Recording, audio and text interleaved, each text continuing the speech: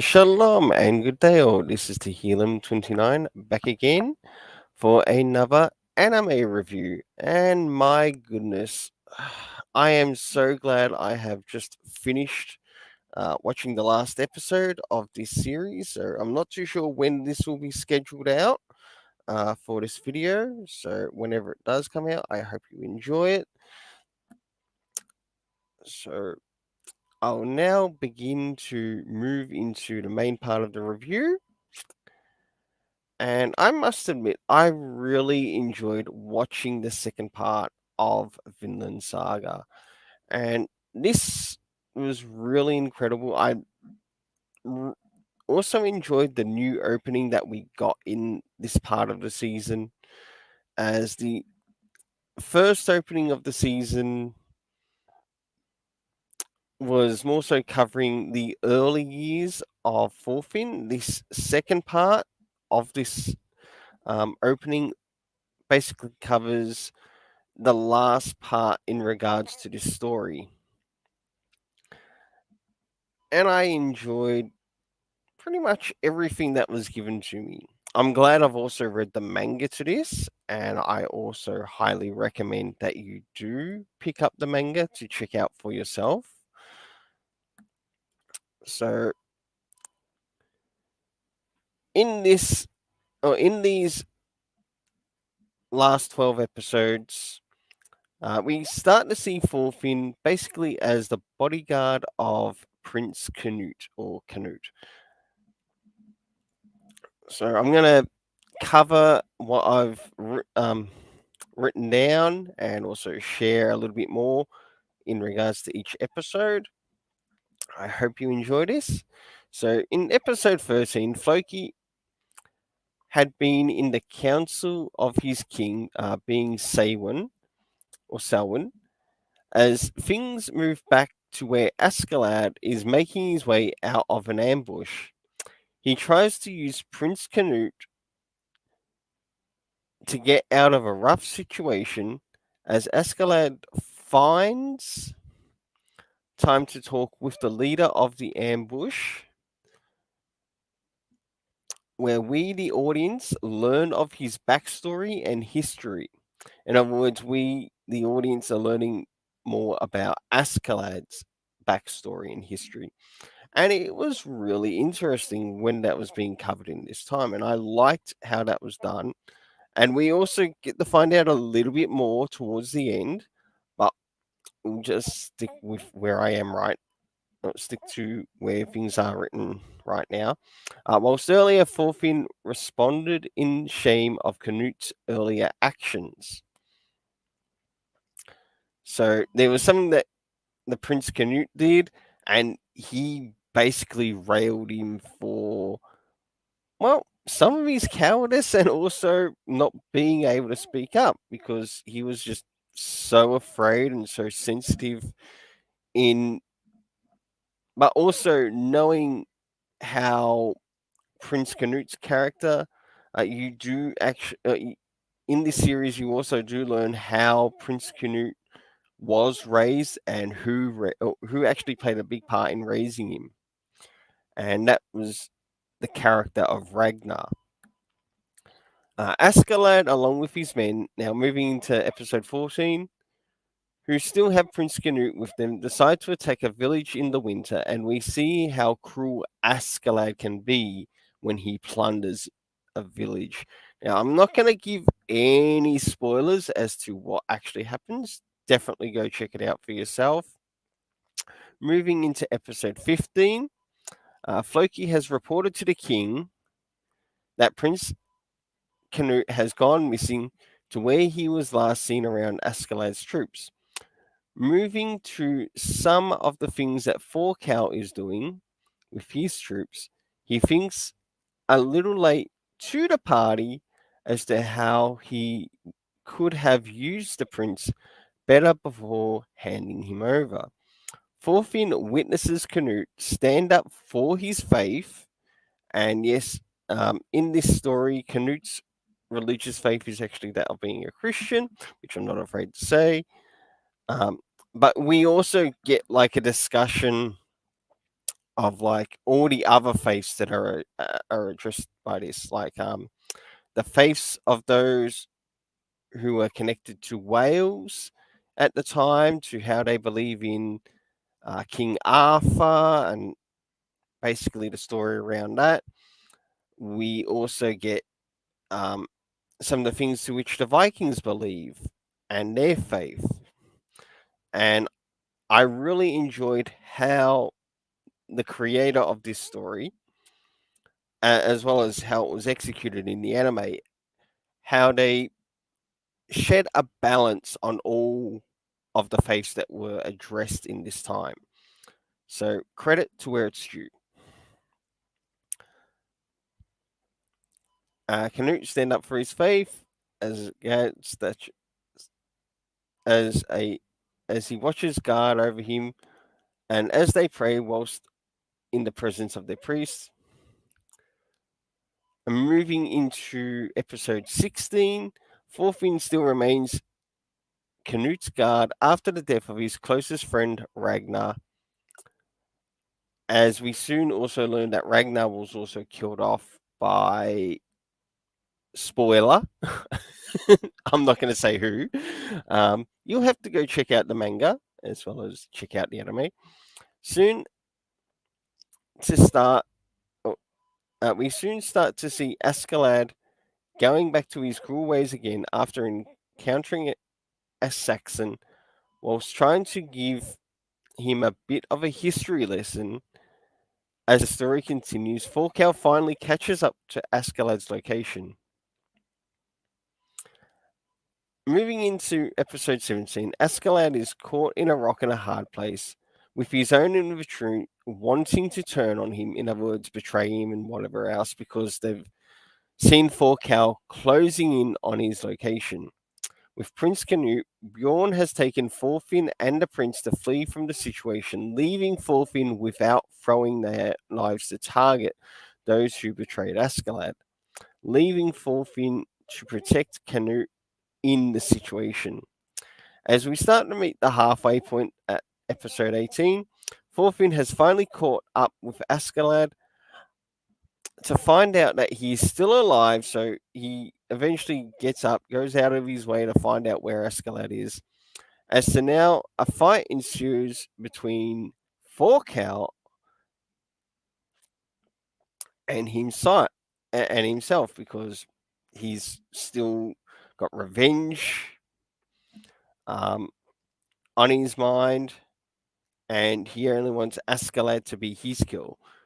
As Askeladd worries about the Prince Canute, we finally catch up with Canute having a dream to which Ragnar appears in it. And a question comes up for both Thorfinn, and for Thorfinn, it is the question that is brought to him by Forkow, because he shares this, and it will eventually come over to like the next episode, to which Forkow also gives a bit of history around his introduction to his old man, as to how he knew his old man. And the question is, what is a true warrior? But whilst this is happening, for Canute, the question that is being brought up to him is, what is love?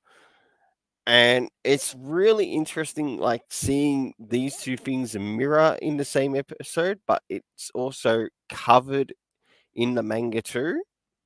So I'm definitely enjoying the manga accuracy as to what's being shown here in the story. So jumping into the next 6 episodes, uh, finally we move into Forkow has finally found Thorfinn after catching up with Askeladd, and now Askeladd looks over Thorfinn's wounds. Forkow has had some time to share some history about Thorfinn's father, Thors, plus his lineage. So, in this, we also learn that the wife of Thors, Helga, if I remember that correctly, is actually related to one of the kings in this story. So, in other words, this technically makes Thorfinn a prince in his own right, and he doesn't even know about it. So that's really interesting, but also you also get to learn as well as to the mindsets as to how they were brought up or how each of these characters are brought up, whether they're connected to royalty or maybe not. Thorkel concedes defeat against Thorfinn not long after not long after Prince Canute turns up. Moving into episode 20, Canute makes his way to Gainsborough with Thorfinn, Thorkel, and Askeladd to make things more exciting. Floki is at arms with himself in relation to the situation that Canute was meant to die. That's right. The king wanted to set up to kill Prince Canute. And you do actually learn that Canute also has a brother by the name of Harald. Canute finally catches up with his own father, the king, in Gainsborough, but also works on setting up his own plans to eventually being crowned as king in the future.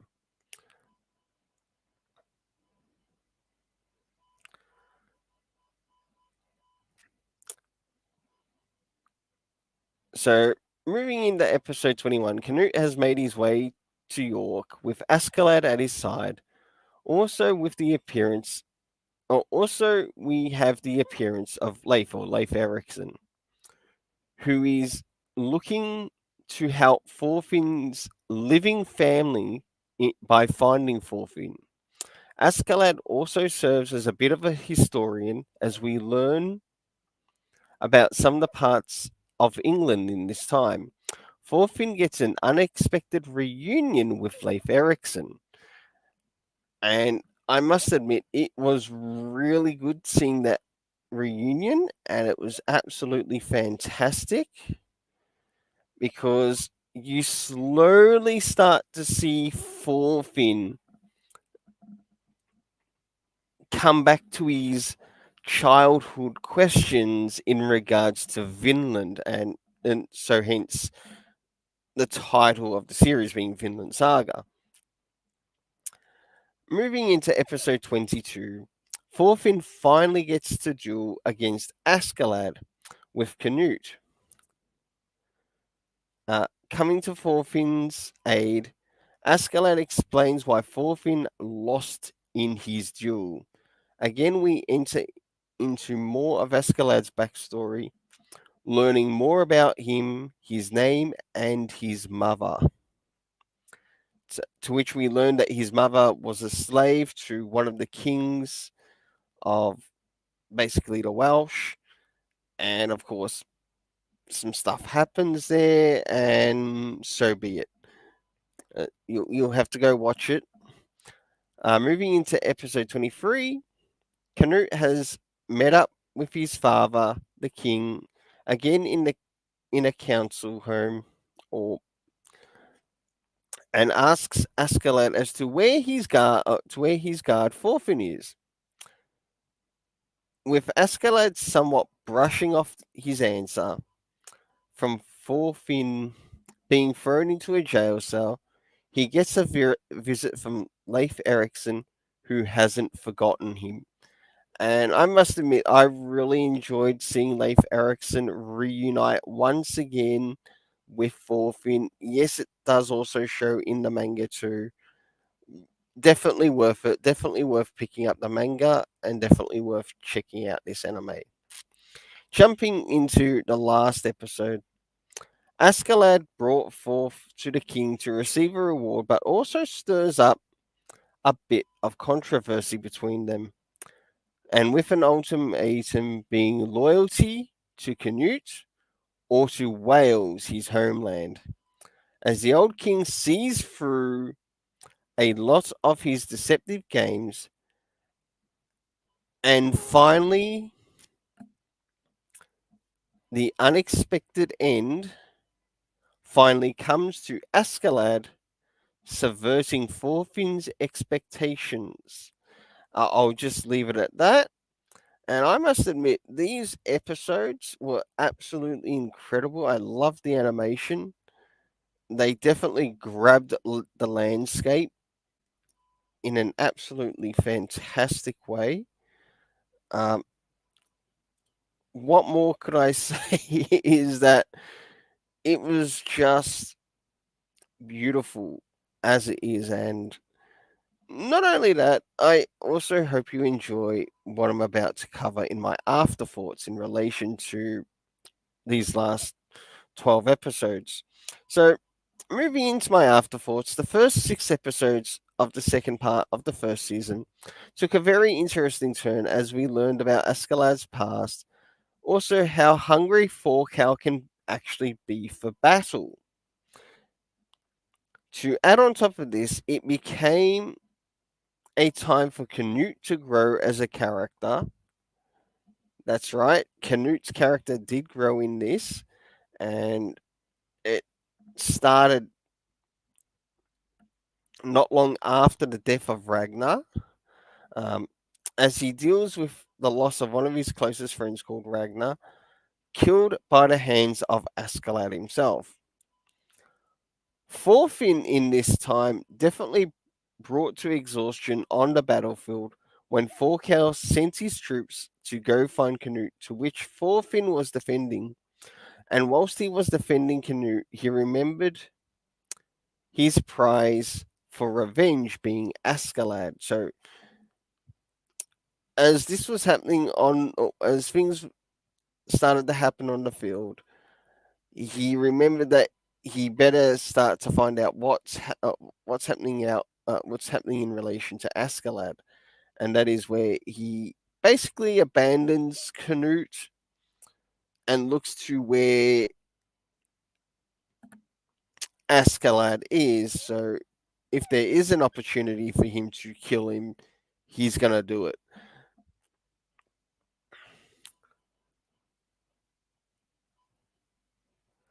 So whilst he was remembered uh, remembered the prize for revenge being Askeladd and why he seeks to duel with him, he returns to find Falcow and Askeladd slingshotting comments at each other, to which now leads to Thorfinn to go against Falcow.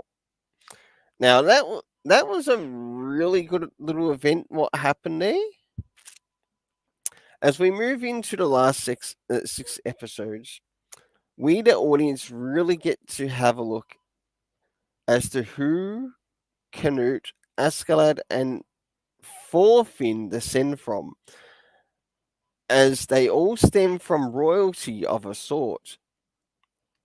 Also, how different each family responded in regards to either wanting a throne to not wanting one at all. As things progress towards the last 3 episodes, Canute's meeting with his father in the king in the Imperial Council meeting, the king hits a nerve with Askeladd, which causes him to go pale as Floki watches by the king's side. Then we start to reach the conclusion of the season with an unexpected result.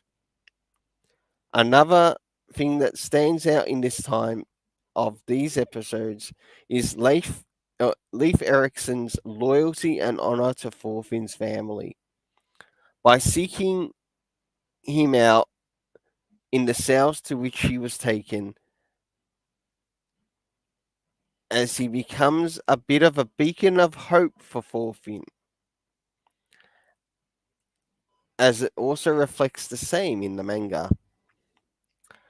I really enjoyed the performances of both the main and supporting cast in this.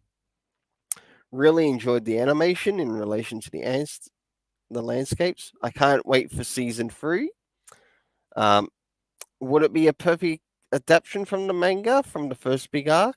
Not fully, but the story was still really enjoyable. Coming from the manga adapted to the anime on the screen. I stick with the ratings I give for this season.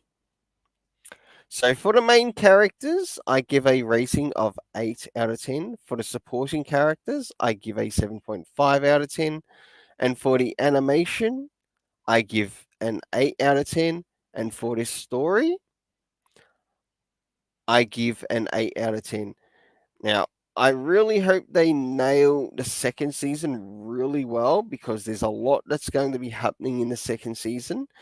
The second season somewhat revolves a bit around a farm arc, and you never know how good it's going to be. So before I leave off, I want to give a big thanks to the creator of Vinland Saga. I absolutely enjoyed watching this in anime form, and I've enjoyed reading all present 12 volumes of the manga in English. Well, until then, let's keep it colorful and have yourself an awesome day.